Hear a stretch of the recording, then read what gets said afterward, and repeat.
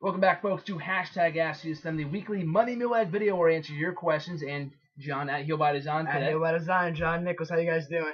We'll be answering your questions from YouTube, Facebook, and Twitter. And today, this is the first hashtag Ask Houston video in history ever that will feature both myself and at John Nichols at Heel by Design. It's been a long time coming, but let's get started. Let's get started with the questions. A lot of great questions this week, starting with Jose C. from YouTube. His question was, does Paul Heyman still manage Cesaro? I don't see him with him anymore. And if so, Lesnar versus Cesaro in the future? I would hope. OMG, that match would be too good. John, I'll start with you. Well, if you haven't been watching Monday Night Raw, Cesaro has split from manager Paul Heyman. Now he did a couple weeks back in July have a weird reunion with Paul Heyman. That match before with Cena. With John Cena, yeah. but they're still on good terms. They're on good terms, but they're not like as of now they're not official partners. Exactly. Yeah. Brock Lesnar versus Cesaro. It would be a great match. I don't see that being exactly a pay-per-view main event caliber match. Mm-hmm. Definitely maybe a squash for Lesnar. I think Cesaro has a lot of legitimacy to gain. Yeah. Until he can go, 30 minutes with Brock Lesnar. Yeah. So I think that would be a match for the future, but Cesaro has a lot of work to do. Yeah. Then. I think so. I think what they need to do with Cesaro, and we were talking about this when I was here with you last week before SummerSlam, and that they really botched his push. He's not being buried right now, but this is the same guy that lost to how many times? To Kofi Kingston and Big E so many weeks in a row that he's not a threat to Brock Lesnar right now. But with that being said, though, I think the match could be great. And he's the in-between guy that I think with Daniel Bryan, he's not a threat. I love Daniel Bryan, you love Daniel Bryan, but is he a threat to Brock Lesnar? Not at all. I think in that scenario, and Cena, I guess kind of, even though he was squashed by him at SummerSlam, is still a threat. And Roman Reigns is a threat, given the size, but a lot of people say that he isn't ready. Cesaro is the guy in between that, given his scary and unadulterated strength, could be a threat to Brock Lesnar. Well, they just need to build him up more. As far as Cesaro's push being dissolved, in my opinion, and how I see it as, is Cesaro is no doubt about it a future top tier talent. Mm-hmm. He's got the skill. He can talk pretty well. So I can definitely see Cesaro up there with the greats sometime down the line. Yep. But to me, I feel like he was on a fast track towards the top. Right before WrestleMania. So I think that they needed to just stall a little bit, stall his push. Yeah. And not only stall his push, but he has to pay his dues. Paying his dues means, jobbing on Raw, not being positioned as a top guy at all times. Mm-hmm. You know what I'm saying? So I think that he has something to work for. He will be at the top eventually. He has to pay his dues. They just got to start building him up. Like with Dolph Ziggler, I know he's been losing a lot lately, but remember, like back in 2012, right before he won the Money in the Bank briefcase, he lost to like Brodus Clay on a pay-per-view. You know what I mean? I think that's exactly what they're trying to do with him, what you just said, and that they're trying to put him through like the deepest of shit. So he'll deserve what he eventually gets. Like with Triple H, this guy was jobbing out on whatever it was, Superstars or whatever show they had back in 1995, and he became one of the best of all time. The game. Triple H, exactly. Right. So, good answer to that question. We've got Evan S. from Facebook. He's got a very long question. He posted this on the Facebook page a couple days ago. I really liked it. His question was, how do you feel about WWE reusing their TV setup and scaling back the use of big pyrotechnics for pay-per-views? We were talking about this a couple days ago. Yeah. Second part of his question, or actually two parts of it, does it take away from the pay-per-view experience at all? And do you think they'll ever go back to coming up with original sets for each of their shows? So I'll start off here. The fact that they've been reusing the TV setup, I saw some people point that out, or you pointed that out. I have. When it came over for SummerSlam last week. You said it was the same set they used for Raw. Yes. Exactly the same. And I think they could use more unique sets, better sets for the big four pay-per-views, or at least SummerSlam. It's second best to WrestleMania. Yeah. Absolutely. But the fact they've been scaling back for their pay-per-views is not surprising with all the budget cuts. So I'm not really disappointed with that. SummerSlam was an exception because it was one of the big four pay-per-views. Will they go back to using unique sets? I think so. I think they will. With Night of Champions coming on, I think they could use a more special set. Mm-hmm. Since it's like, I was watching, we were both watching 2010 last night, and that pay-per-view had all the title banners hanging down, stuff like that. Something I think they could do. So yeah, I think they will go back to it eventually. I think it's just a thing in the meantime with the network going around the budget cuts. So I'm not disappointed. I think they will go back to it at some point in time. We can definitely blame the budget cuts for that, especially the loss of pyrotechnics. I know when we went to Monday Night Raw in Hartford at the XL Center, I was really anticipating pyro. How much pyro was there? I know there was for Jericho. There was the Usos. There was Jericho.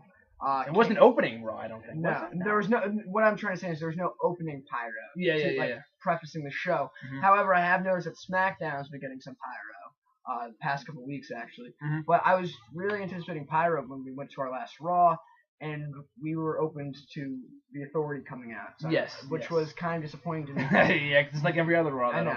But you can definitely blame the budget cuts for the loss of pyro, even the sets not being original. Yeah. Like I said, better times will call for better sets. Right now they have to be frugal, and we're in that transitional period. And I can understand that. And to be honest, I don't believe that it does take away from the overall pay-per-view experience. Not really. A little bit, but not like it's a dramatic change. Put John Cena and Brock Lesnar in a gym. It'll be a great time.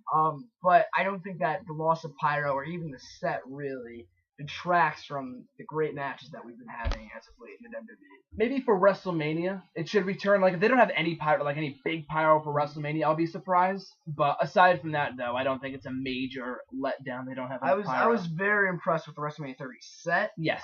WrestleMania 30 never disappoints as far as the set. Absolutely not. Every year it gets better and better. Yeah, and I like the fact you can relive that on WWE 2K14 and WWE Network for only $9.99. But yeah, in the game you can relive each of those sets in 2K14, which is pretty awesome. But absolutely, I think they should keep the big sets for WrestleMania, but over time they'll bring back the unique sets. Like for a show like Battleground, like what the hell do you do with Battleground? I mean, like I don't know. Put a tank here and there, maybe. I guess so. For a pay-per-view called Battleground, it never got the effect of a Battleground. No, I still thought that was a good show though. We were in the minority on that one. Great show. A lot of people were like, "Oh, shitty show," but that's a different discussion for a different day though. Jared J, his question was, do you think WWE is overusing Hulk Hogan? John, you start this one off. Not at all. I find that question a little odd. I think that Hulk Hogan's appearances on television have been few and far between, and I'm saying that is a good thing. I would be a lot more disappointed if Hogan was on every week. He is on. When is this airing? This is airing today. So he's on Raw tonight. August 25th, yep. And if I were angry about that or not as excited as I am, then we have a problem. Mm-hmm. But I'm excited to see Hogan on Raw. I wouldn't say he's being overused at all. Now, if he were to join in a as an in-ring talent again, if he were to return as a actual wrestler, now I would say that might be pushing the envelope a little bit. We'll be talking about that actually. Cheap plug. That's one of the discussion points I have for this week on Wrestle Rant Radio. John will be a guest again. Had him again last month. One more time. So one more time before it goes up to college. I'll be talking about that. But yeah. So you don't think WWE is overusing Hulk Hogan? No, I like how they are using him. Now, does he have the potential to be overused if he were to be put back in the ring? Yeah. That would get a little cheesy, in my opinion. I think compared to his TNA run, when he was on every episode 3 or 4 times in the show, even Hulk Hogan said himself in a recent interview that they were overusing him. He didn't like how he was being used. Maybe because he wasn't given the world title. Maybe Hulk Hogan likes a world championship wherever he goes. But I think they're using him perfectly fine. I think even he said in that recent interview that I was just talking about that they haven't done anything of meaning with him lately. Mm-hmm. I think the birthday bash was pretty cool. That was definitely cool. Got an NWO spot out of it, Roddy Piper, Lesnar, Ric Flair, Lesnar, Paul Heyman, Cena. I don't know at all think they're overusing Hulk Hogan. I think for the special period in time that they bring him in, like tonight, like we said before, he'll be on tonight to promote Cena and Lesnar along with your favorite wrestler of all time, Shawn Michaels, baby, and Ric Flair. So 3 of the greatest wrestlers, 3 of the greatest sports entertainers of all time. So it's going to be a great segment. So no, I don't think they're overusing Hulk Hogan. He should not be in every episode of Raw. That's why I was happy they didn't name him the Raw General Manager. There you go. Because that's like overkill. That's like TNA run all over again. That's why I turned against Hulk Hogan in TNA. Especially with the Authority now. Exactly. You don't need a director of operations. There's no need. Exactly. So I do like the pop that he gets for Real American every time he comes on TV, and every once in a while, it's a very nice. It's a good time. Absolutely. So next question, Gary W. from Facebook: should Roman Reigns feud with Brock Lesnar after Night of Champions until the Royal Rumble? Or also, he said, and continuing off of that, should Daniel Bryan return at Royal Rumble to face Brock Lesnar at WrestleMania? So I'll kick this one off right here. I talked about this in length on Wrestle Rant Radio. The clip of it is also here on the channel on YouTube. But I know it's very predictable. But I think unless something changes or unless Roman Reigns is not ready by WrestleMania time, I think Roman Reigns should be the one to beat Brock Lesnar at WrestleMania. He will be the one to beat the one who was the one behind the 21-1 at WrestleMania 30. I think yeah. Something along those lines, yeah. But yeah, I don't see anyone else. Daniel Bryan, we just talked about this. I don't know whether it was on camera. I don't know what it was. I think we were talking about this beforehand. No, we were talking about this at the start of the show, I think. Okay. I don't know, something along those lines. That Daniel Bryan should not be the one because he doesn't make any sense. Yeah, we did talk about this with the Heyman Cesaro Brock Lesnar thing. I don't know if we did. I don't. Regardless, we'll say it right now though. I don't think Daniel Bryan should be the one to beat Brock Lesnar because legitimately, we're talking like, oh, Brock Lesnar, legitimately beat Undertaker because in real life he would destroy him. John Cena destroyed him. Okay. Daniel Bryan beating him, I don't get. Now I find a lot of controversy with that question because a lot of people would like to see the whole underdog thing and. Yes. First of all, you and I talked a while ago about whether Roman Reigns would be ready by WrestleMania. Yes. And now it seems that you've shifted into the position that he is ready. I'm not going to be one of those people that I've seen a lot of people on Twitter and such. I mean, it's a very controversial world out there on the internet that have turned on Roman Reigns as of right now. It's not even like December yet. I'm still on the Roman Reigns bandwagon, I guess. And I think he'll be ready. I would definitely like to see where the fall and winter months take us with Roman Reigns. Yep. At this very second, I would not particularly enjoy seeing Roman Reigns in the main event of WrestleMania 31. Okay. That's at this very second. I haven't seen what's going to happen. Survivor Series, TLC. Lock and change, yeah. So there's definitely room for variation there. And I think you are 100% underestimating the fact that when the WWE Universe hears the cry of the Valkyries, yes, whenever it may be, Daniel Bryan will be the hottest and most over guy once again in the company. I feel like you're really underestimating that fact. Whether Daniel Bryan can go with Brock Lesnar or not, I think the match could be a spectacle, though. I'm not saying they can face each other at WrestleMania, but he doesn't have to beat Brock Lesnar. Why don't you just? He doesn't have to beat him. I'd be totally fine with that. Someone has to vanquish him. So that's how storytelling. It doesn't have to be Daniel Bryan. It doesn't have to be Daniel Bryan. Yes. But WrestleMania 31. And then wait until to do Roman Reigns and Brock Lesnar next year at SummerSlam. Give Lesnar. I don't know if you stretch it out that long. Extended storyline. Yeah. But Santa Clara WrestleMania 31, I'd really like to see Lesnar be vanquished. Maybe not by Daniel Bryan, maybe Roman Reigns. But I do think that a lot of people underestimate the fact that once Daniel Bryan's back in the company, there's not going to be anyone hotter than him. He's going to be, Daniel Bryan, the guy we all know. He was the most over guy in the company, a couple of months ago. I mean, obviously the landscape has changed a little since May. It has, yes. With the whole Shield members coming out, wow. The Shield disbanding. Let's not forget about Dean Ambrose here, dude. Dean Ambrose. A lot of people have said, could he be the one to beat Brock Lesnar? I don't know about that. That's a little more believable than Daniel Bryan, but he's also on the smaller side. And I love Dean Ambrose, but Dean Ambrose is my favorite ex-member of the Shield. Same. And in my opinion, Daniel Bryan over Dean Ambrose is more believable. Really? Defeating Brock Lesnar. Yeah, I mean, he has more credentials, too. Dean Ambrose just hasn't been there. He hasn't been at the top. Daniel Bryan's been there. And he's also beaten all of Evolution in the same night of WrestleMania. John Cena. Yeah, as well. Yeah, cleanly as well, so. But yeah, what were we gonna have here? Daniel Bryan beating Roman Reigns at WrestleMania. I'm sorry, Brock Lesnar. So that being said, I would love to see that match happen. I think it'd be poetic justice with, he wasn't even in the Royal Rumble this year. We were talking this, like, where the hell is Daniel Bryan and Batista one? I love Batista, but that was a joke. It was. And it kind of failed. And on a tangent, it wasn't Batista's fault. It wasn't Batista's fault. If it was, anybody. I'm trying to think if somebody. Scott Hall could have came back. Scott Hall. It could have been anyone. Hulk Hogan, they would have been. It had to be Daniel Bryan. It had to be Daniel Bryan, absolutely. It could have been an IWC baby, you know what I mean? Even CM Punk, I don't think they would. I think they could have still popped, but not as big of a reaction. It had to be Daniel Bryan. Absolutely. So with that being said, I think if he came back, won the Rumble, and faced Brock Lesnar at WrestleMania, it would be a great matchup. This is saying that Daniel Bryan would be back by WrestleMania. And they got another question about that coming up soon. I don't know if he'll be back by Royal Rumble time. It depends.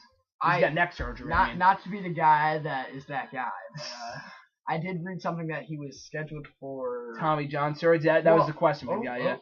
I was gonna say he's scheduled for live event shows in November. Ooh. They have him billed. You heard it here first from They have him billed for November house shows. So you might see him in the next upcoming months.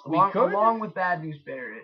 Bad news bears. I'm looking forward to him being back. Be excited because BNB excited. Yeah, that's what I'm talking about. There you go.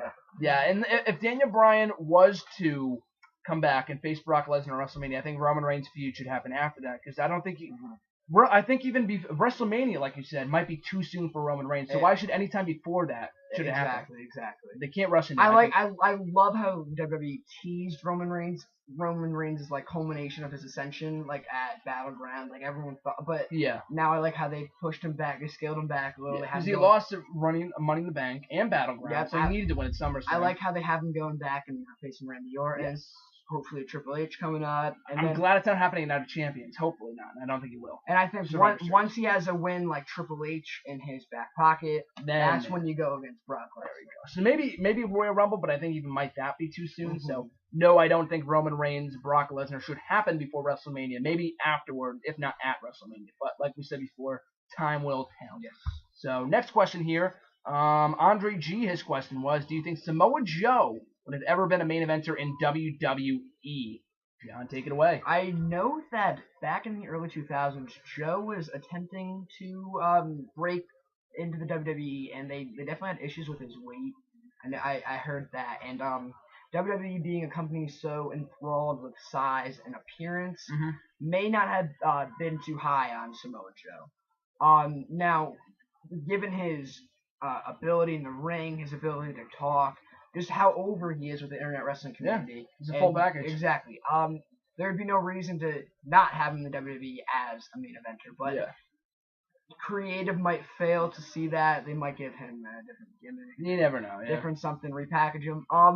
But I would say that given the Samoa Joe we have currently in TNA, given everything he's bringing to the table right now, there's no reason he couldn't be a top star in the WWE.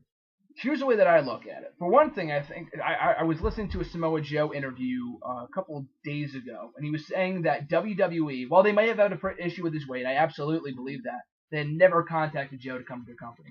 They never said, we don't want you or anything like that. I just don't, or ever made a jump for Joe, even though he was very much over in TNA like when he first started there. And he still is today, but they really mishandled that. Remember that whole ninja abduction? That's when you started getting into it too.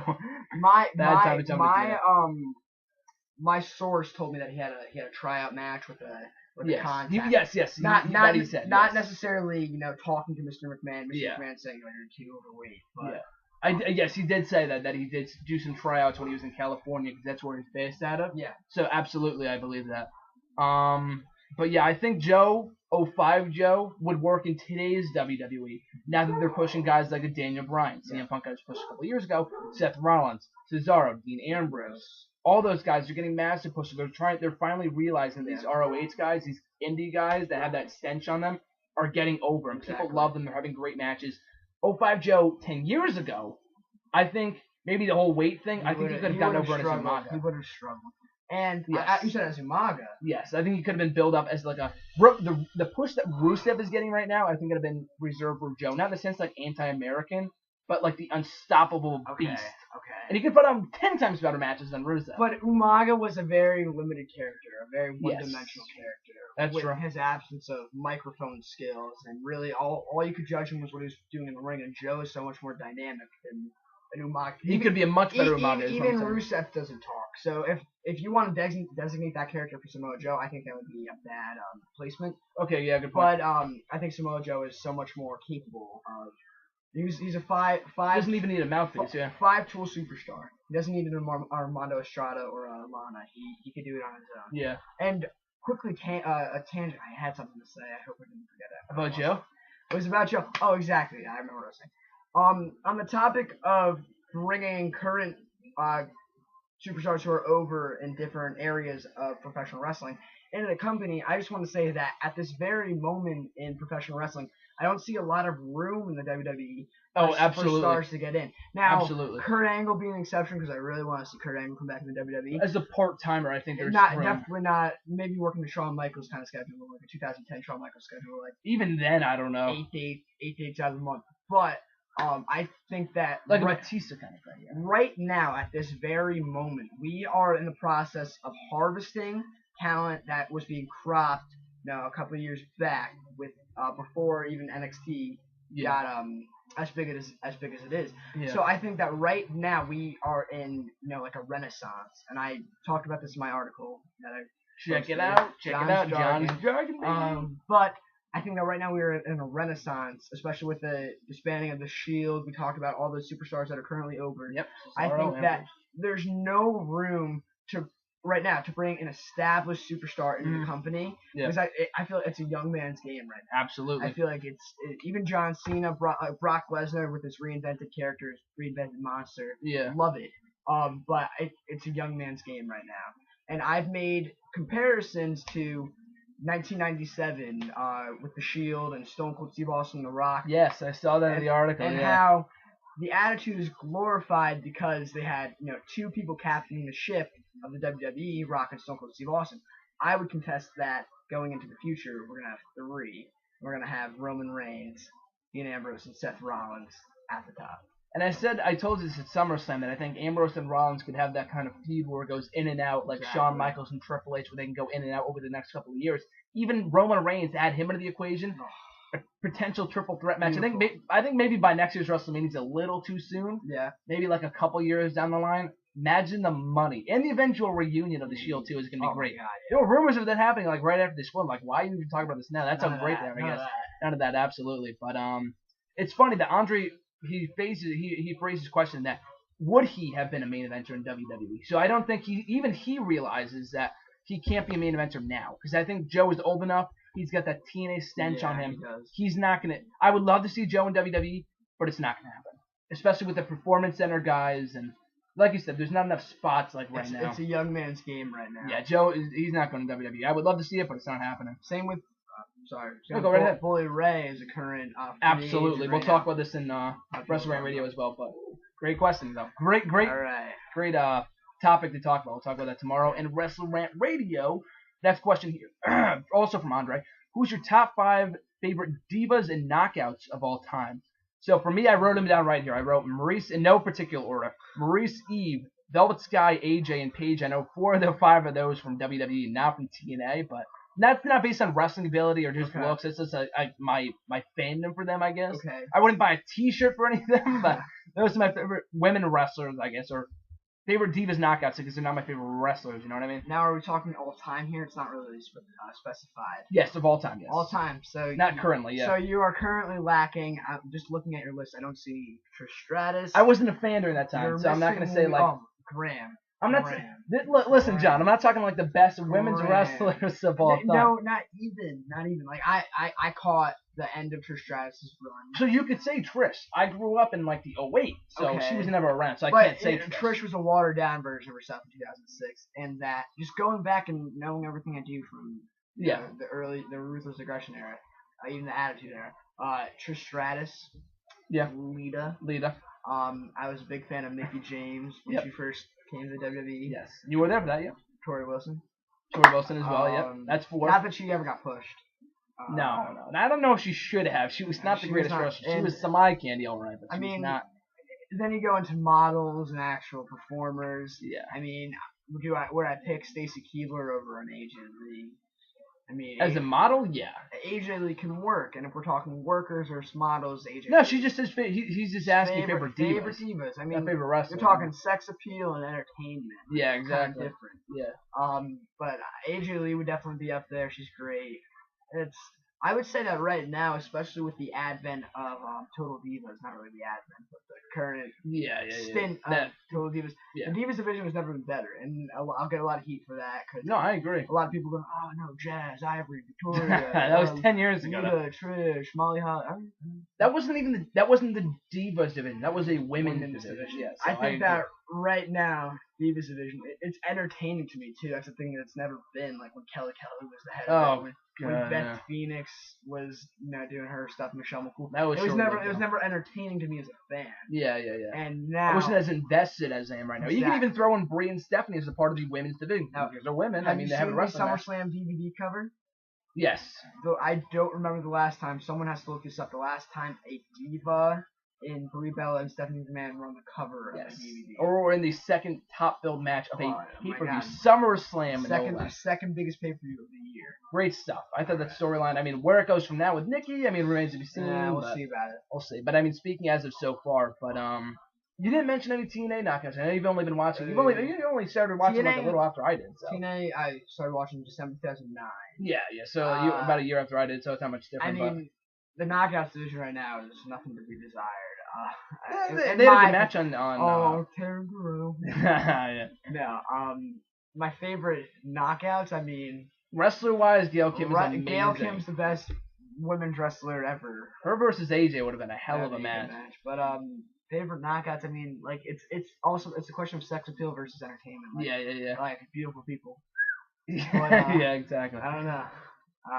There's nobody that's in your favorite. Velvet Sky. That's what I put her. She's also from Waterbury as well, and she shares the same birthday as myself, so that also plays a factor in my favorite fandom, I guess. I do have an answer for that now. Yes.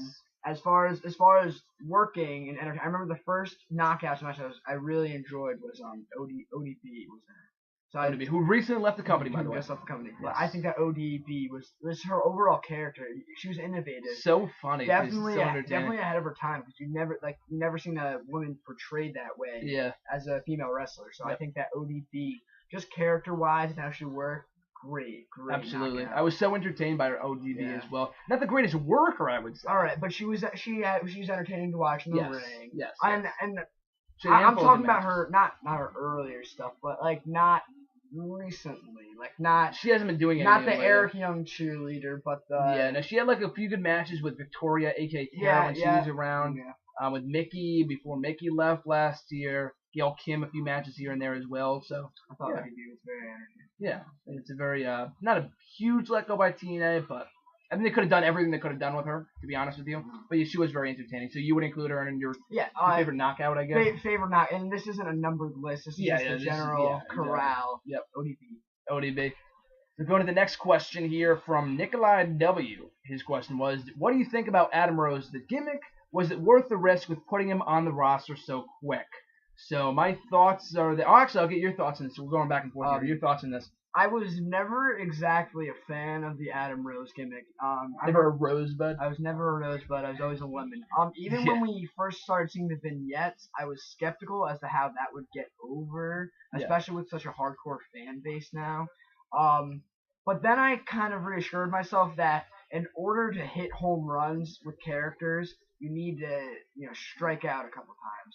So in order to make the Seth Rollins, Dean Ambrose, Roman Reigns of the world feel really organic and like people you can really get behind, you need to have the Adam Roses, the Santino Marellas, the Damian Sandows of the world. Yeah. You need to have them so you can really see the contrast and entertainment value, and that these guys are gimmicks, but at the end of the night we're gonna have actual wrestling. So I think that in the current stage of WWE, you need the polar opposite type of thing. So when I first saw the Adam Rose vignettes, I wasn't crazy about him. I thought that there might be a way he can get over if Zack Ryder can get over anyone. Yeah, that's good. I'm a big Ryder. I'm a big broski, but I see what you're saying. But if Ryder can get over, Adam Rose can get over, and then they've taken him off TV as of now. Yeah, he's been on TV in months. And I'm not complaining. I mean, I'm enjoying the product as much as I ever have. So whether Adam Rose is there or not, I mean, it's not really a big difference. Few things here. One, because you mentioned him like in the same breath as Santino. The thing with Santino is that Santino, even to this day, I know he's like retired. I don't know how official that is, but Santino was over as like this comic relief. Adam Rose has never been over. Granted, he's been on a few months. He's only been in the main roster for about 3 months, but they never really gave him a chance. They never really evolved his character. Am I saying he would have been world champion? Absolutely freaking not. Absolutely not. But being a longtime fan of NXT, he was under the mask. I know you haven't really started watching NXT much at all. But sorry, guys. It's okay. I mean, the gimmick, he works as a guy named Leo Kruger, okay? He's like a Mankind, like he's crazy. That was like the Mankind. This is like the Dude Love, okay? So he's really good in that aspect. He had some really good matches in NXT recently. Right there, exactly, yeah. In that, he's a very good worker. He shows that in some matches of NXT. He's never had a good match on the main roster because they never give him the chance. So that being said, what do I think of Adam Rose? I'm still a Rosebud, but I'm just disappointed with not really how they utilize him. And I don't really blame him for not getting over. It's just really that they never really gave him a chance or enough time. Like these days, Vince McMahon gets so bored of characters. Like I heard a report, and I don't know how true this is because he's now currently involved in a feud with Jack Swagger, but with Bo Dallas.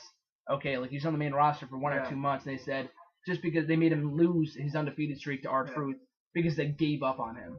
I don't know how true that is. Like with the whole Nation of Domination thing, they gave up on that so quickly. That was money left on the table. Yeah, and they lose interest. They get bored and then they drop it. You know what I mean? So in that sense, I think Adam Rose was a victim of that. And was it worth the risk of putting him on the roster so quick? Absolutely not, because he was on NXT. He was Leo Kruger for about 2 or 3 years. He debuted the Adam Rose gimmick in NXT in March. Okay, they debuted the gimmick on the main roster. They started airing those vignettes a month later. They didn't even give it enough time to get over in NXT. I mean, it was over in NXT from night 1. But what I'm trying to get at is that they never really gave it enough time to develop and developmental. You know what I mean? All right. They rushed them. Absolutely, it was not worth the risk because there was a lot of guys, even with people like Emma.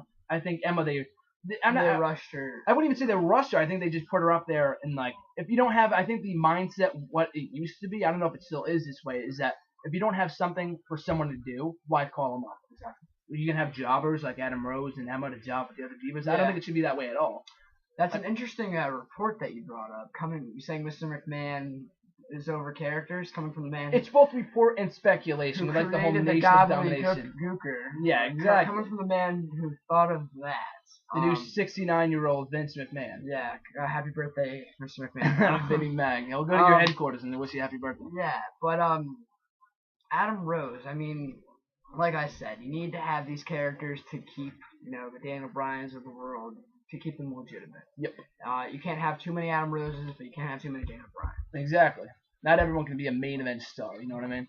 So we'll go on to our next question here from Paul S. His question was: of all the released superstars this year, if you could bring one back to the WWE to the WWE roster, who would it be? Why?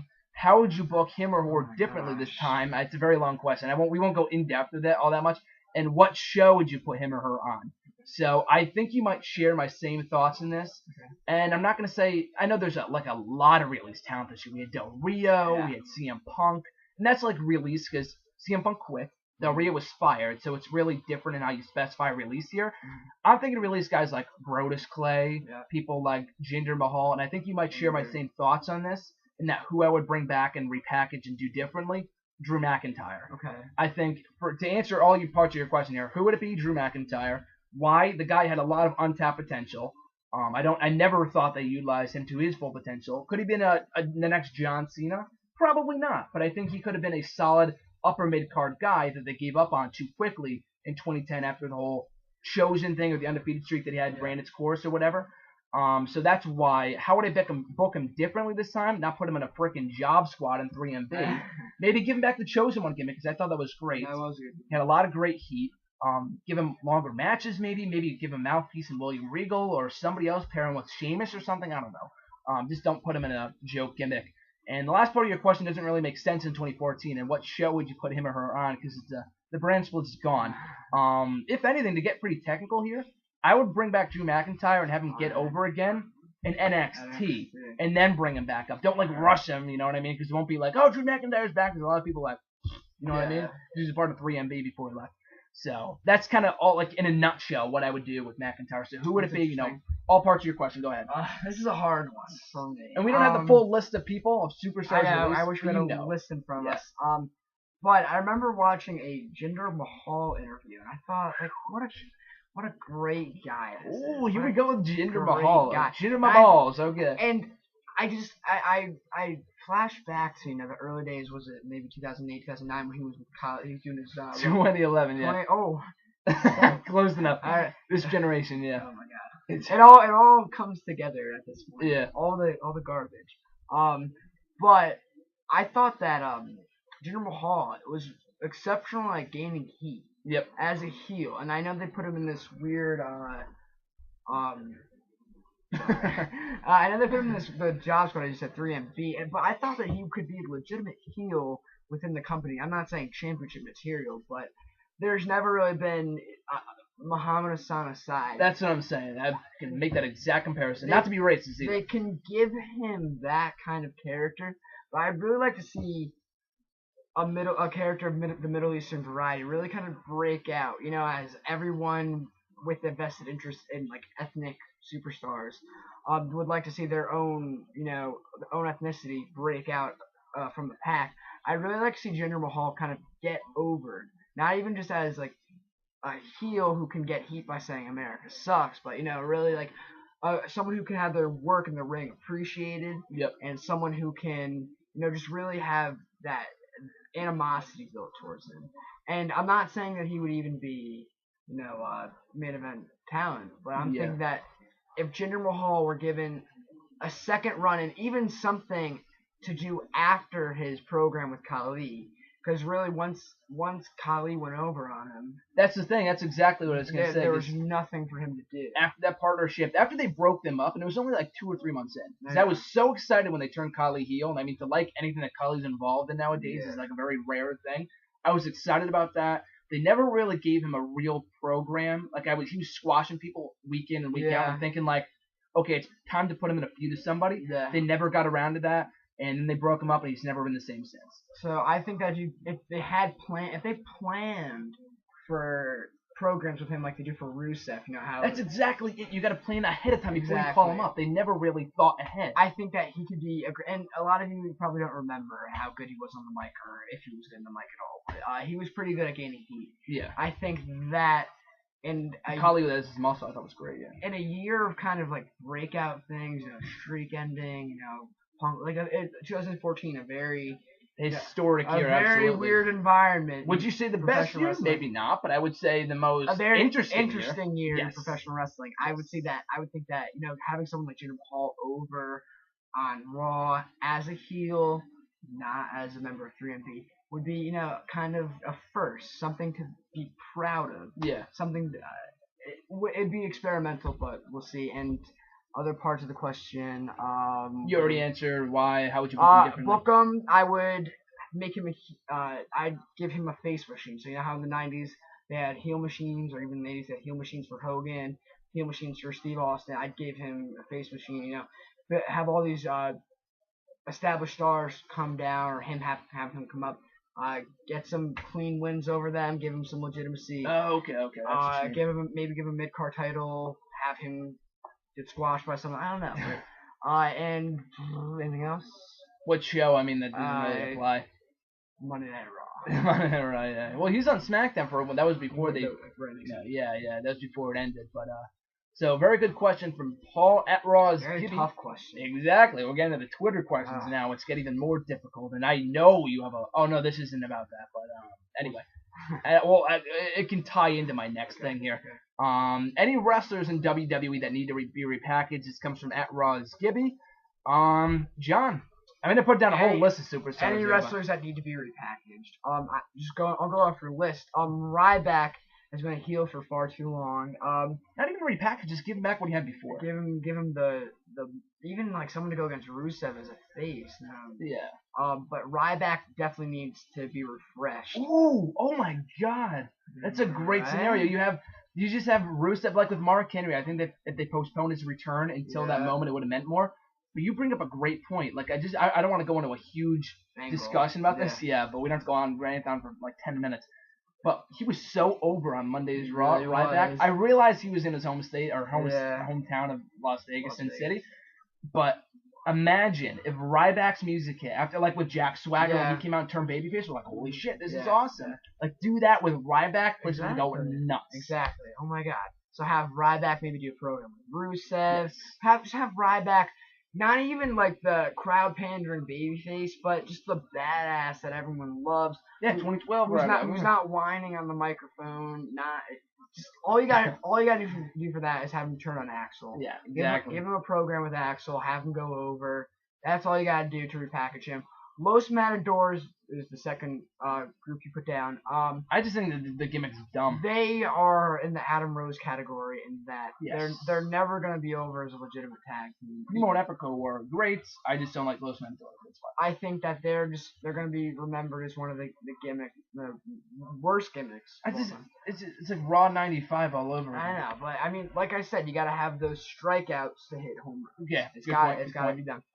Heath Slater has been getting an exceptional amount of heat as of late. Good heat. I just don't think he just didn't have a gimmick. You know what I mean? He was like the one-man rock band. One-man Southern rock band. He's still doing the 3MB thing, and they're gone. You know what I mean? I mean, Heath Slater, I hate to sound like Mr. McMahon, but I don't like his look. I don't really think. I know he's I know he's a very good wrestler. He's very talented. Grown on me over the last couple years. He's very talented. And I do like his personality. I like how he can talk. I like all of that. I don't really like his look, and that maybe if you changed it up a little bit, maybe just change his promos up a little bit, he would definitely be able to get more over. Now, as far as him doing anything, I don't know what to do with him. Maybe give him a mid-card title. This is the thing. I think the reason why I put him down here on this list, he's not world title worthy, but that's exactly the point. This guy is like a lovable loser. He's not a loser that you think, oh, future endeavor. He's a guy that can lose all the time and is still over. Like, the crowd went crazy when he beat Seth Rollins a couple of weeks ago on Raw. Dolph Ziggler, same thing. He's a guy, like, to give you an example, that Legend storyline they did a couple of years ago with him, I thought was stellar. Yeah, I'm thinking, give this guy the goddamn IC title right now. Yeah. Because he could be, like, when he wins the IC title, like, wow, that's a huge shocker, you know what I mean? And then he could barely be, like, an underdog or something, you know what I mean? And the Mikey Whipwreck of...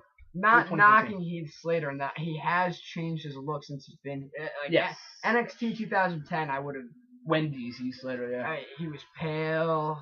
He still has the orange hair, but he had really long. Now he's tanner. He's got some tattoos, so he has changed different look, different long pants, ring attire. So he has changed up his gimmick a little bit. Attire, but Heath Slater, I wouldn't mind seeing someone like him go over. Even gave me a package. Yeah. And Kofi Kingston, Big E, Xavier Woods. I put that down as a joke because I was going to say, who needs to be repackaged? Kofi Kingston, Big E, and Xavier Woods. Oh, wait, we already got that. Yeah, and the New Nation of Domination, they dropped that. Yeah.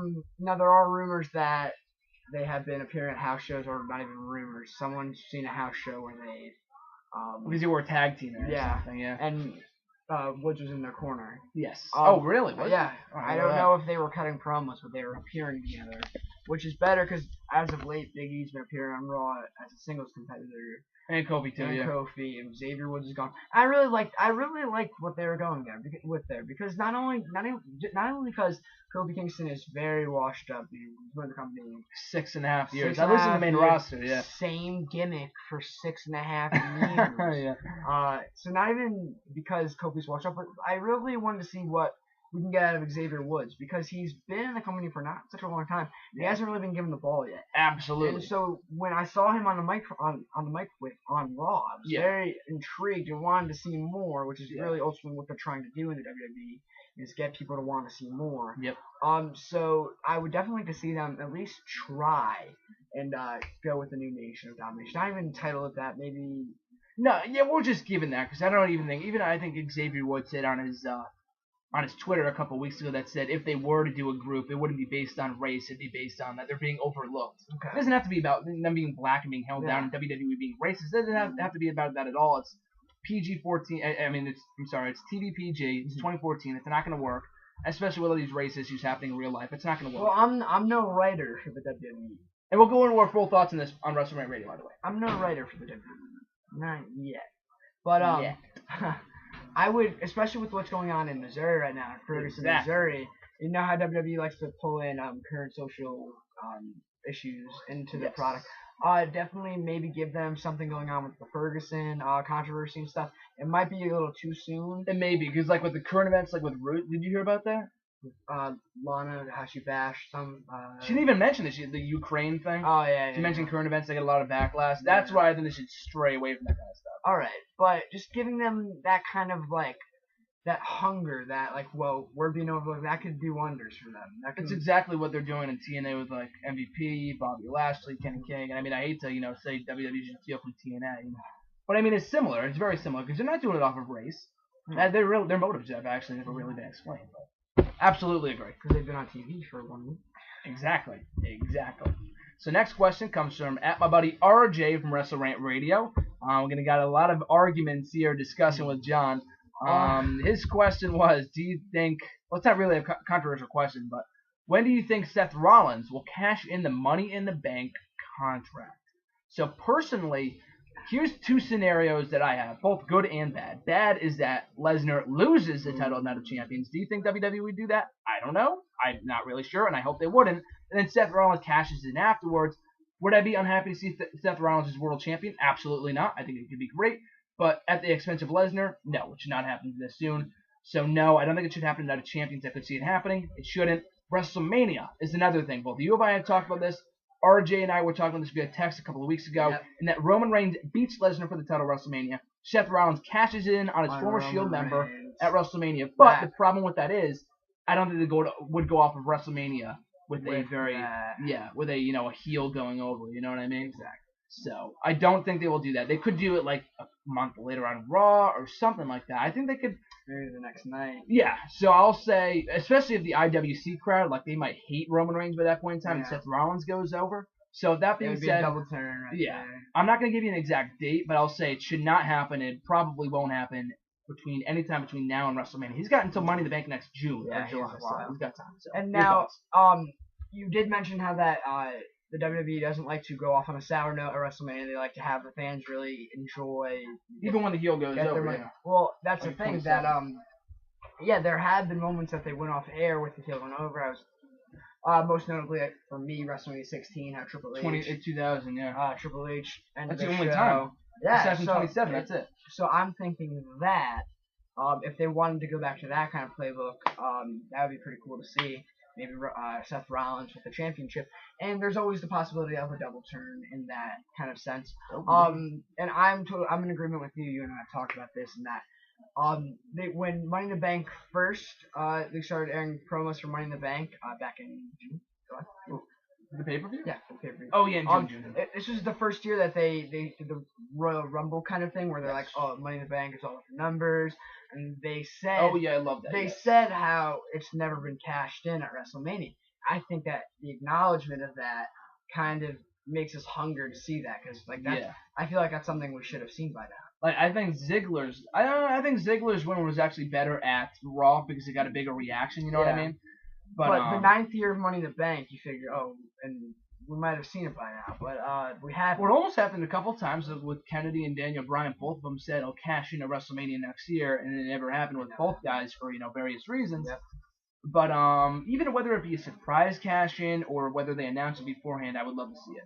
Exactly. If Roman Reigns was to somehow win the title before WrestleMania, and then Dean Ambrose wins somehow the Royal Rumble, and Rollins has his Money in the Bank briefcase, Triple Threat at WrestleMania with the WWE World Heavyweight title. That's like a WWE 2K15 storyline right there that I don't see happening in real life. But so you don't see him cashing it anytime soon. Bottom line. I don't think there's a point to do that. Yeah, I figured he's over as the Mr. Money in the Bank character.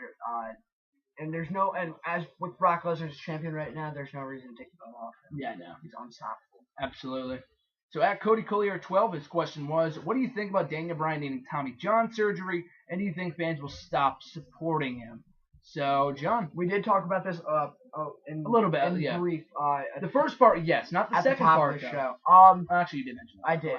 What do you think about Daniel Bryan needing Tommy John surgery? I want Daniel Bryan to do whatever he has to do to get back as soon as possible. I know that's the same mindset that he has. We did kind of mention that I heard that he's billed for November house shows. So in that case, I would encourage Daniel Bryan to do everything he needs to do, in order to get back as soon as possible. And as far as fans stopping supporting him, I don't see that at all. I figure the second he returns to the company, he'll be the most over thing since sliced bread, since Stone Cold Steve Austin. Like he's great, and not only is that a truth, but we've forgotten how great he is. I feel as though with everything that's happened with the Shield, since he's been gone, the Shield splitting up, Brock Lesnar winning the WWE Championship, we've forgotten how much Daniel Bryan has meant to the company since he departed for his injury. Yes. So I think that when he returns, not only will we be reminded, but I think that creative will know that this is a guy we can't overlook. He needs to be put back in the title picture. He's the guy, Daniel Bryan. Love him. to go back on what you said before, and that he should be back as soon as possible. 100% agree, but I want to see him back as soon as possible. 100% healthy though. I don't want to see him back like at 80%, like John Cena when he came back in October of last year. He rushed his surgery. I think it was too soon. I think they could have kept him off the card until like January. He was still like beaten up by that point in time. Yeah. So why they rushed him back, I have no idea. It's John Cena. Gave him a world title weirdly. That was really dumb. I didn't like that. I didn't like all of fall last year. But yeah, I don't even know if he'll be back by WrestleMania. He could be back right afterwards, like Batista. I know he was like injured in like December of 2008, but he came back like the night after WrestleMania. If that happened with Daniel Bryan, they'd go nuts. And you could build towards a Rollins Bryan match at SummerSlam for the title, something sexy like that. So that, yes. And do I think fans will stop supporting him? No, because I think that's a rumor that's been going around for a while. Like after SummerSlam last year, or after, let's go back to WrestleMania 28. Supported him more than ever. After he got cast in on Randy Orton last year, supported more than ever. After, won the World Championship as he peaked, as his popularity peaked, over more as ever. Exactly. I just think, it's more of like the injury that was just, kind of bad timing. And but yeah, I do think that he'll also be extremely over, as you said, by the time he gets back, whether it be January, WrestleMania, next year's. I hope wherever he does decide to return, that they're in a hot crowd, they're in a hot town, city, because they need to remind us why we love Daniel Bryan, wherever he decides to return. Absolutely, 100% agreed, John. Right. So next question. At Swagzio, his question was, do you think NXT should become 2 hours every week? Personally, I know you don't watch much NXT. I can still answer. You can still answer the question, absolutely. And I'll just say this. As an avid viewer of NXT, I think what makes it one of the best, I'm not going to say it's better than Raw every single week, because WWE has been pretty good as of late. NXT is consistently entertaining. I'm not going to say every episode is amazing, but the reason why I like NXT so much is because it's short, it's sweet, and it's over within an hour. You won't see that in any other program. Main event is different, but even that WWE treats it like a throwaway show most of the time. But NXT I think is great because it's its own brand. It's not overexposing is a perfect word for it.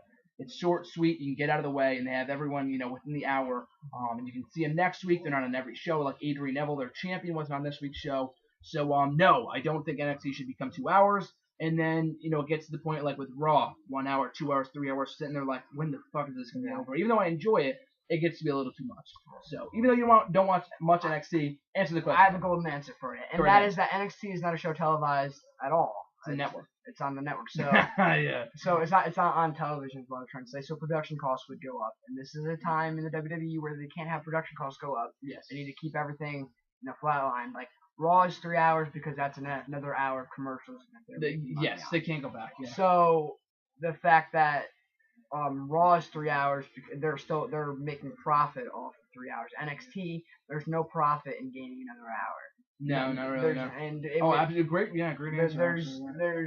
I didn't even think about that. There's something to be said about a show that can do the most with the least time.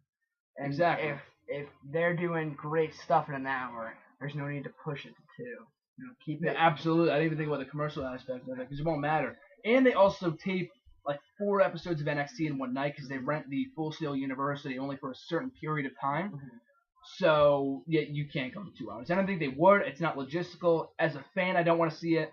If I was working for WWE as, like, promoting these events and, stuff like that, I wouldn't book it. So, no. Even though I love NXT, that's the reason why I love it, because it's only an hour. I wrote your name down because you tweeted me how to pronounce it correctly because I botched it last week. Josiah, if I botched that, please tweet me again. I think it's Josiah. Josiah, thank you. Hi, Josiah. Josiah Blevins, I think is what your last name, _Blevins. His question was, if you could bring back one title from the past, what one would you bring back? Example, hardcore, European, etc. John, take it away. I would really enjoy seeing, and this would, of course, have to be returned with the crop of new guys coming up within the next 4 or 5 years. I think I know what you're going to say. The Cruiserweight. There we go. I think that we had, and are going to have, an amazing crop of Cruiserweight talent. You got Kenta coming up. We did for a while, too. We had, Bourne and Tatsu gone. We lost a couple of them, but I think that there is a division in the WWE that is being forgotten because they're putting on, this has been the case throughout history. Yeah. they're being forgotten, and they don't really have a title to work for now. Intercontinental title is like the workhorse title. U.S. title is just under that slightly. Now we have one world title. So there's tag team titles. If a single guy wants to go for gold, it's hard to do that if you're 185 pounds. So I would really like to see the cruiserweight title being brought back, and that would give a lot of guys something to work for. And if they could not demean it and make it not worth anything, that would be great too. Yes. If they like made the mid card titles. exactly, if they made it worth something, that would be desirable to see. New guys coming up and working for that title. So it would be like the transition title. So it would make you legitimate. Yes. By attaining it. Absolutely. I've answered this question countless times, whether it be what title you want to bring back, should the cruiserweight division return. I say yes. I completely agree with what you're saying. And that there's so many crops of talent. There's a big crop of talent currently that could go for that championship. Guys like Kenta, Prince Devitt, who were both just recently signed, I think can go for that title. Yep. Are they cruiserweight bound for life? No. Like Rey Mysterio was at one point, became world champion. Whether he should have won that world title is up for debate for a lot of people. Yep. But anyway, though. But if you go back, what other titles can you bring back? Hardcore? I put the Hardcore down here, but I was just a fan of that title. Logistically speaking here, logically, European Hardcore, fun titles for what they were, but in 2014, what does that mean? They wouldn't mean anything. Absolutely not. I'm of the mindset, and I know I'm in the minority. A lot of people, I get heat for when I say this. I think less titles, the better. Because I know we have a big roster, but what the hell does the U.S. Championship mean if Sheamus isn't even on TV most of the time? U.S. title is an exception to the rule right now. But I, unlike you, would like to have more titles. And I think if you give everyone a belt, it doesn't mean as much. All right, that's true, but and it makes the competition to fight for the title. But also, when there's one world championship, there's a lot of guys who aren't being recognized, which is why I think. No. I'm not saying we should only have one world champion. I like the two titles. I'm a big supporter of the brand split too. Okay. As long as they use it correctly. All right. You know what I'm saying? If they're gonna bury these titles like with the U.S., just merge it. You know what I mean? That's what the world title got to a point last year where it didn't matter who was contending for it because it was a joke. Like you were saying, we were talking about this when we were watching WrestleMania Rewind when Batista and Undertaker went on like fourth on WrestleMania 23. Yeah. One of the best matches of the show went on like in the first hour. It's a joke. It's supposed to be a world championship. And they treated it like a joke, especially after Edge retired. That title went downhill. That's been the case for a long time. Yes. So, if they're not going to use it correctly with prestige and such, then just get rid of it. But I'm not saying that less titles is better, but it is better if you're not going to use it right. You know what I mean? Yeah. So, but yeah, cruiserweight title. It all depends how you use it. Exactly. And how you portray it. So when you go to a company like TNA, and they have the X division, and they have 3 wrestlers in the X division, all going for the X division title. That doesn't mean anything. They're just... you got Joe, low-key... Well, there's that, but there's so many guys in the X division. I'm not saying there's there's so few guys that matter. There's no one that matters. There's low-key, there's Samoa Joe, and low-key just came back with the New York League. But look at all the contenders matches, because I saw an episode of Impact recently, and it was almost the same exact match that I went to that TNA show a couple of weeks ago. I'm like, was I at this show? Because it's almost the same exact match. They had like Tigre Uno, they have Crazy Steve, but how much... Manic? What the fuck? It doesn't mean anything. It doesn't mean anything. Those guys don't mean anything. You know what I mean? So, yes, they only have one world title, but those guys don't mean crap. It's all about character development. Yes. Give them a microphone. Give me a reason to connect with them. Exactly. If you're never gonna talk or you're never gonna show me like that you can work well, I'm not gonna connect with you. So but to answer the question with cruiserweight title. Finality to cruiserweight title. Yeah. It's bottom line because Akumada done said so. Next question, Nick. A very good question, actually. I really like this one. At Dilliwa Foodie by Didn't I ask this on Twitter? I definitely did. Did you? I got a couple favorites for it. During Raw, probably. A lot of people have asked this over the years because it's a big joke. Cody Collier actually responded to this. Yeah, we'll talk about this. Yeah.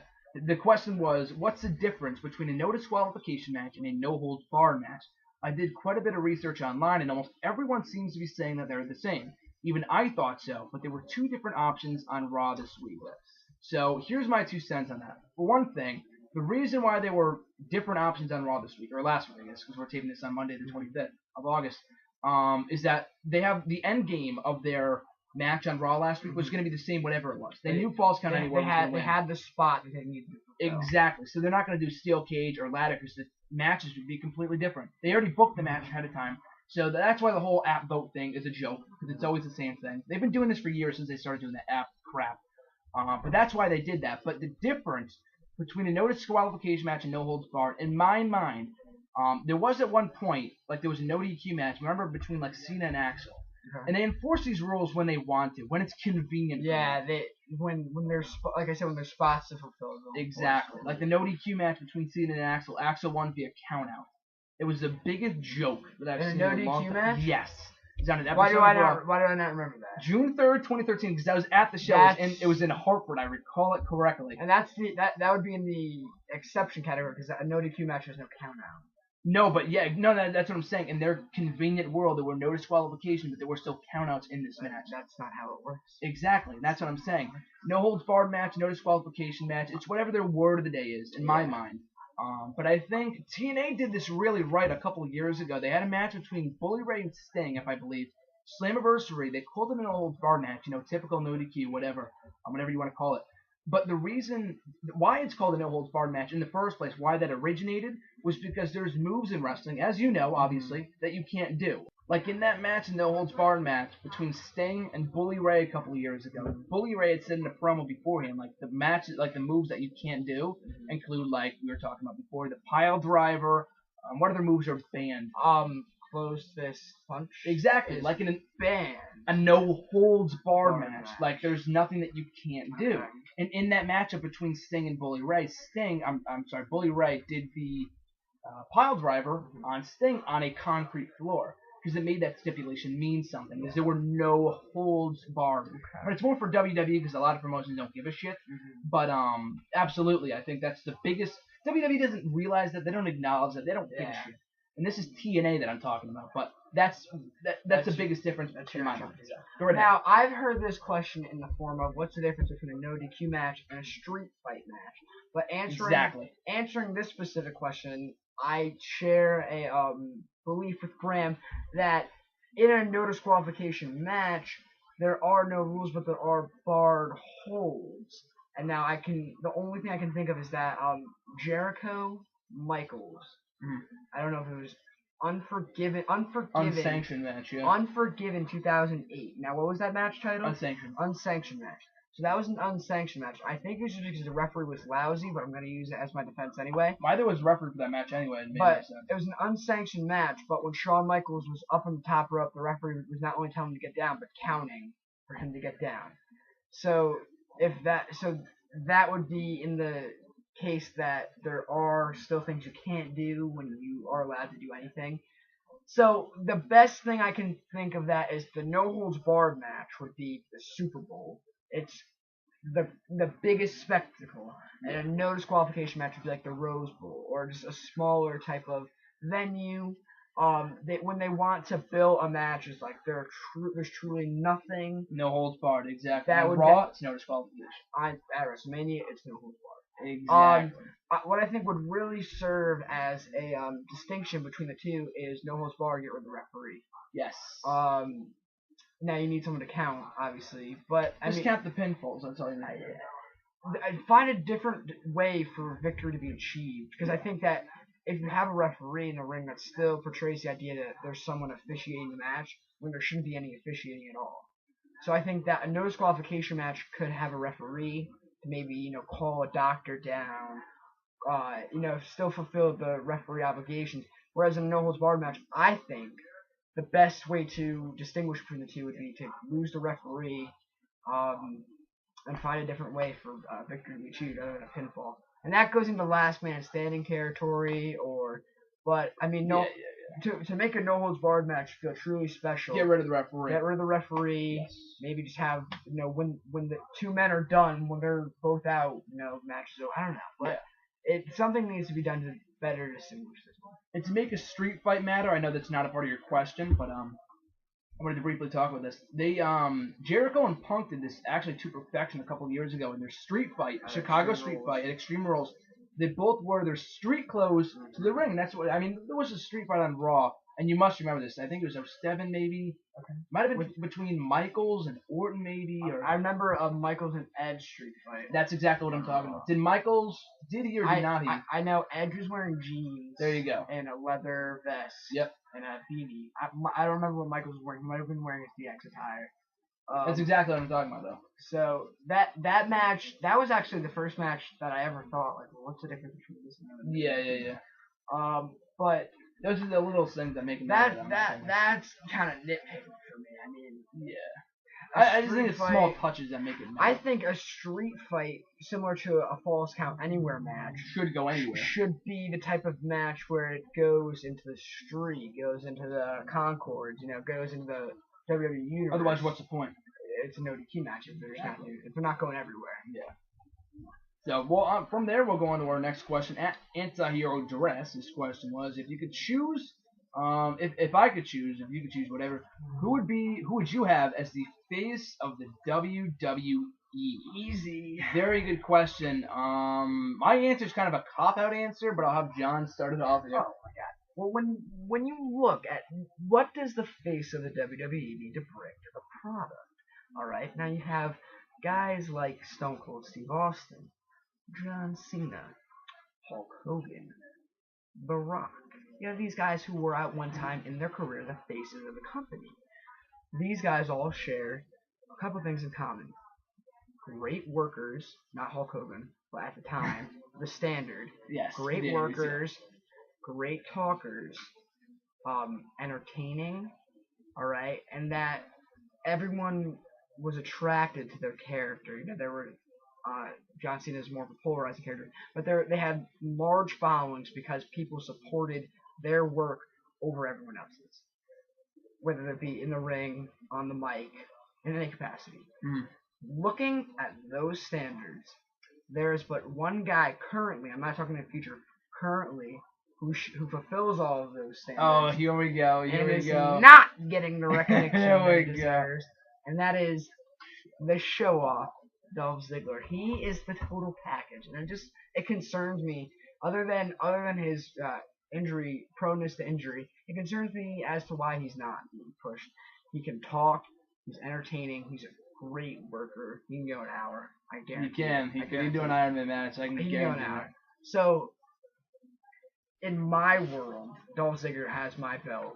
Yeah, if I'm the promoter of a company, Dolph Ziggler has my belt. He's a tweener. All right, we want hardcore fans to watch the product. He's a tweener, badass tweener, and he has an 8-month reign. That's in my world, and he's the face of the company. He's doing movies, he's doing photo shoots, he's doing the whole nine. All right, in my world. It's funny that you say that, because I was going to say no one currently. Like a Daniel Bryan, I can't see being the face of the company, like, in that sense. A good hand, but not the face. Dean Ambrose, same thing. A tremendous guy, but I can't see him, like, with his edge. Like, that's why CM Punk was never the face of the company, because his appeal was a lot different than John Cena's. Like, I can't see him doing, Make-A-Wish Foundation every single week, stuff like that. It's funny that you say Dolph Ziggler, because I can see him doing that. I'm not going to say that he's the next Shawn Michaels, because I don't believe in him being the next whoever. Yeah. He's going to be the first Dolph Ziggler, but he's a lot like Shawn Michaels in a lot of ways in terms of in-ring skills, like you said, mic skills, talking ability, and the fact that he's an amazing heel, but he's so goddamn over as a babyface. That's exactly it, though. I think Dolph Ziggler. I wasn't even thinking of that, but I think that's a great answer, because when you asked me this question, Andre, I was thinking, like, who's good at interviews? Like, who's good at, like, not interviews like promos, but I'm talking about, like, media. Okay. Who can, like, connect with, like, a worldwide audience. And Dolph Ziggler is 100%. Dolph Ziggler, you go watch his interviews. The guy is so entertaining. And a lot of people, he's so easy to like. You know what I mean? So I think absolutely Dolph Ziggler, I think, is a great choice. At this point, maybe given the fact that he's 35 or something, I don't know if they would do that. And we're not saying it's illogical that he's going to be the face of the WWE, but if we could choose, that's your question. That's my guy. Dolph Ziggler. Actually, you just completely changed my answer. So Dolph Ziggler, I'd have to go with him because no one else. I mean, I was going to say just stay with John Cena because no one else right now makes sense, and that's why we haven't found that guy yet. And I don't think Roman Reigns, even though he does come off as a cool badass, he's just not that guy yet. He can't speak. Couldn't do an interview for his life. I like that. What was it? The journey to the SummerSlam thing? The straight face, look in the camera. I played football when I was in college. You know what I mean? Like Ambrose and Rollins are much more laid back. So I'm not saying he won't get better, but I think Dolph Ziggler is a great answer. So that will lead us right into our final question at the Wrestle Guy. Sal, here from Hampton, actually. This question was, after Brock Lesnar drops the belt to whoever, most likely Roman Reigns, should Brock Lesnar be done, or should he still make appearances? Very good question. Something that I don't think a lot of people realize or remember or know or whatever, but Brock Lesnar's current contract, as it's been reported in the past, expires at WrestleMania 31. Maybe not the date of, but like the time of WrestleMania 31. So I don't know if he leaves. I think he should drop the championship at WrestleMania. My personal opinion, it was, been built up, ending the streak, beating John Cena, and just a total squash. He can't lose the title any sooner than WrestleMania, in my opinion. So that being said, does he drop the title to whoever and then leave? He could. I could see that being a possibility. I mean, he's got so much money out of the equation over the last 3 years. I don't know if WWE can afford him to pay, him, $5 million more dollars for another 2 more years. As a fan, I want to see Brock Lesnar stick around. I think there's so many more awesome matches you can do that I don't think they'll do in the next couple of months. Him versus Orton, I think, is an underrated match. Will it be a 5-star classic? Maybe not, but they're both in that O2 class category. Yeah. Him versus Batista, which I think we might get even before WrestleMania. Might not be a blockbuster, but I think it has that icon versus icon feel. Cesaro, like we were talking about before, Daniel Bryan, regardless of who wins. There's a lot more money matches. Kurt Angle's a controversy one. Someone asked me that last week. I think at Ethan Loves WWE asked me that last week, but Kurt Angle, I think, if he comes back, according to John, great return match. A great return match. Over the championship? Yeah, why not? Oh my God. Kurt Angle, I guess. Kurt Angle can go. They're both shooters. They're both collegiate. Yeah, they're both collegiate athletes. Angle is an Olympic gold medalist, if you don't know. I mean, they're series of matches. It's not like they've never faced off before. Well, no, this wouldn't be a first time thing. No. It's be a revisiting rivalry. It's like with Cena and Brock. We've done that feud before. Oh, we have done that feud. But no, I think that Angle and Lesnar on a series would be a great match for any time period you're in. Regardless of how old they've grown. Am I in the minority here in that I don't want to see Brock Lesnar versus Big Show again? I didn't want to see Royal Rumble. Has that been rumored? It's been rumored. Fans have been saying it. Some fans have said they want to see it. I don't know why. But their match. Didn't Big Show just sign like a 6-year contract? Yeah, he's going to be here till like 2017. 2020, I'm sorry, 73 or something. Big Show, you are legitimately a first ballot Hall of Famer. Just leave. Oh my God. Or at least don't show up on TV. Work backstage. The whole tag team market pisses me off. But yeah, we're not talking about potential Brock Lesnar matches here, but it kind of ties back on the question. And that he does have more money matches in him, especially if they continue to build up these people, these young stars. Roman Reigns, Seth Rollins, Dean Ambrose. So many money matches left in Brock Lesnar. I'm still waiting to see Punk versus Lesnar too, because I love that matchup from last year. Me personally, just speaking here. But yes, do I want to see him stick around after WrestleMania? Absolutely. Will he? I'm not going to say yes, I'm not going to say no, I'm going to say it's a possibility. More than likely, he will, but there is the off chance that he won't, because they, maybe gotten everything out of him. I don't think he loses the title, then just leaves. That happened with Rock, with Rock, but he didn't, his contract didn't expire. He was injured. Yeah, he was injured, he might be coming back. It was a handshake deal anyway, he didn't sign a contract or anything, or at least from what I know. But, yeah, that's my answer to that question. In my opinion, Lesnar is not he's not a type of guy who would say he has no reason to stay, at least for the immediate future after WrestleMania 31. And to be honest, if he were to drop the title at WrestleMania 31, what reason would he have to stay unless he was going to chase again? Which wouldn't be logical until around SummerSlam time or Royal Rumble time 2016. So I mean, unless Lesnar was going to immediately chase, which would be very questionable. He shouldn't lose 2 times in a row, though. That's the problem. So no. I can't see him staying. I don't know why he would. I don't see a storyline that would benefit more than Lesnar being off TV for a while, especially because we all like when Lesnar makes rare appearances, right? Except for me, I hate Brock Lesnar. But if that's the kind of consensus that Lesnar's the rare guy, so when he's back, it's like a big deal. There's no reason to have him stay after me. Now, is there a reason to have him come back after that? Sure, he's still Brock Lesnar, still the Beast incarnate. So if you have Brock Lesnar come back and for whatever he wants, WrestleMania 32. Yeah, he doesn't have to come back. I mean, you bring up a good point there. There are still marquee matches you can do, but there's no reason for him to stay following WrestleMania 31. Especially if he's gonna lose. If he's gonna win, well, yeah, have him drop. Oh that. yeah. Logically speaking, have him drop at Extreme Rules. You can have him drop Extreme Rules. SummerSlam next year. I don't know if they go that far, but you make a good point because from a storyline standpoint, you really have no reason to stay. Like The Rock, he's gone, he left, and I think that was fine because he did what he said and what he set out to do, and putting over John Cena. How necessary that is to do in 2013, I don't know, if that was, it's really up for debate. And even Rock might come back for a one-off match. I think that's something they can do with Rock. And then he can lose the title next year to whoever WrestleMania or whenever it is. Hopefully not any time before WrestleMania, in my opinion. But they can bring him back for a one-off match against Bryan, against Cesaro, against Sheamus. I always thought that would be a kick-ass match. Sheamus hasn't meant anything. God knows how long. Turn heel. Turning heel, exactly. And I don't think turning Brock Lesnar face after WrestleMania or even as champion is even a possibility because this guy's just a dick. After his SummerSlam victory, there's a lot of guys that have really taken a liking to him just because he's a beast. No, absolutely. But, I mean, the guy is so great. Brock Lesnar is so great in being a heel. I don't think he can ever turn babyface. And he needs Paul Heyman. Without Paul Heyman, the guy's... Paul Heyman is a great heel. Brock Lesnar doesn't talk for him. No, but he doesn't need to talk to be a great... Like that wink at the end of the segment last week, I thought was great. The way that he talks in like the interview, the way that he was talking about John Cena, I thought was tremendous. Did anyone else not notice how bad he was? In what? In that interview. They didn't show how bad it was on TV. But he's like, I'm going to leave him in a pile of his own blood, urine, and vomit. and then he goes, of his own. Oh, I didn't understand. I thought you were going to bleed urine and vomit out. Oh, you meant John Cena's own. Oh, okay. Thanks, Brock. I understand. Yeah, I'm not a big Brock fan. But to answer the question with finality, if he loses at Mania, I don't see him come back for a while. There you go. That's going to do it for this week's hashtag AskCSM video and hashtag Ask John Nichols, hashtag Ask Heel by Design, a one-off thing. The final time or at least in the foreseeable future, you'll have John here on the show.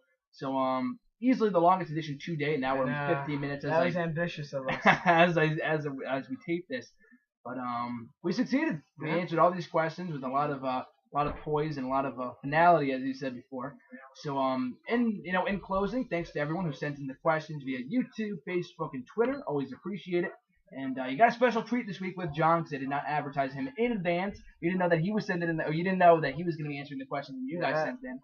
So, pretty great episode this week. If you want to send in questions, make sure to either tweet me on Twitter at WrestleRant with the hashtag AskGSM.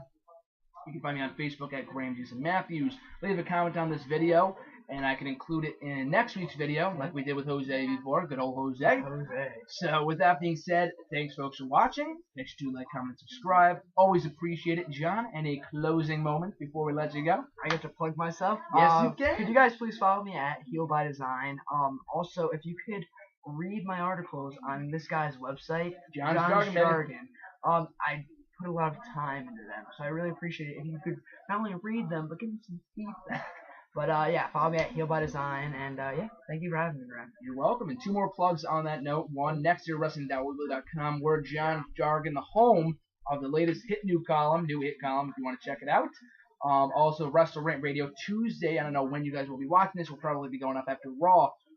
Whether you're watching us on Tuesday, Wednesday, next, 2017, we'll have John again on WrestleRant Radio, whether it be a 2-part episode again like it was in July and August when we went camping. It depends, remains to be seen. But I'll be having John on again for this week's episode of WrestleRant Radio for August 26, 2014, which you can also find at nextyearwrestling.weebly.com. So, with that being said, thanks for watching, folks. Thank you, John, for joining me. Thank you for having me. And for At Heel by Design, I'm Graham Jason Matthews, and I'll catch you guys down the road. Boom! Woo! I'm sweating.